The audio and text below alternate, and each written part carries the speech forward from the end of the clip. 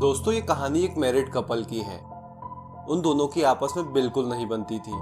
उनके बेटा होने से पहले भी उन दोनों में काफी खटपट रहती थी और बेटा होने के बाद उन दोनों के आर्गुमेंट्स धीरे धीरे काफी बढ़ गए।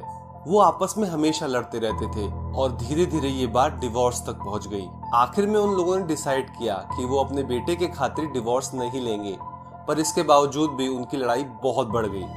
वो रोज किसी भी बात पे लड़ते रहते थे। जब उनका बेटा 5 साल का हुआ, उस समय वो कपल लिटरली एक दूसरे से हेट करते थे। एक रात को जब उनका बेटा सो गया तो हस्बैंड वाइफ में किसी बात को लेकर फिर से लड़ाई हो गई। गुस्से में पति बेकाबू हो गया और उसने अपनी पत्नी को धारदार हथियार से मार दिया।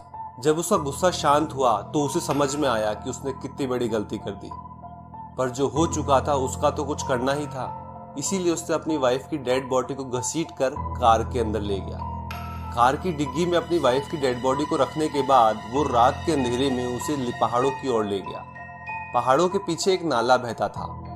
वहां पहुंचने के बाद हस्बैंड ने अपनी वाइफ की डेड बॉडी को अपनी पीठ पर लादा और नाले की ओर ले गया। उस बदबूदार नाले तक पहुंचने के बाद उसने अपनी वाइफ की डेड बॉडी को नाले में फेंक दिया और खड़ा खड़ा उसको डूबते हुए देखता रहा। उस बदबूदार नाले में धीरे धीरे उसकी वाइफ की डेड बॉडी डूब गई। अब सूरज उगने का भी समय हो रहा था। वो आदमी वापस अपनी कार लेके अपने घर की ओर लौट गया।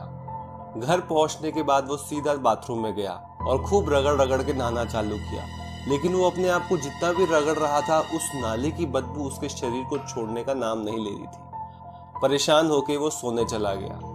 उसको नींद तो आनी नहीं थी। पूरे टाइम वो ये सोचता रहा कि जब उसका बेटा सुबह उससे पूछेगा कि डैड, मम्मी कहाँ है, तो वो क्या बताएगा। उसने सोचा कि मैं अपने बेटे को ये बोल दूंगा कि उसकी मम्मी उसकी मौसी के घर गई है। कुछ टाइम बाद सुबह हुई, पर नाश्ते की टेबल पे बेटे ने अपने फादर से कुछ नहीं पूछा। वो बस उसको एक अजीब तरह से देखता रहा। उस आदमी को ये बात नागवार गुजरी, पर इससे भी ज्यादा नागवार जो उसको गुजर रही थी वो उस नाले की स्मेल थी। इतना नहाने के बाद, इतना रगड़ने के बाद भी वो स्मेल उसका पीछा नहीं छोड़ रही थी। उस आदमी ने अपने पूरे शरीर के ऊपर डिओड्रेंट लगा लिया और पूरे घर में रूम फ्रेशनर की बरसात कर दी। इसके बावजूद भी वो स्मेल उसका पीछा नहीं छोड़। वो बहुत परेशान था, पर उसे अभी अपने बेटे का भी सामना करना था। कुछ घंटों बाद उसने देखा कि उसका बेटा लिविंग रूम में टीवी देख रहा है। जैसे ही उसके बेटे की उससे नजरें मिलती, उसका बेटा अपने फादर को अजीब नजरों से देखता और वापस टीवी देखने लग जाता।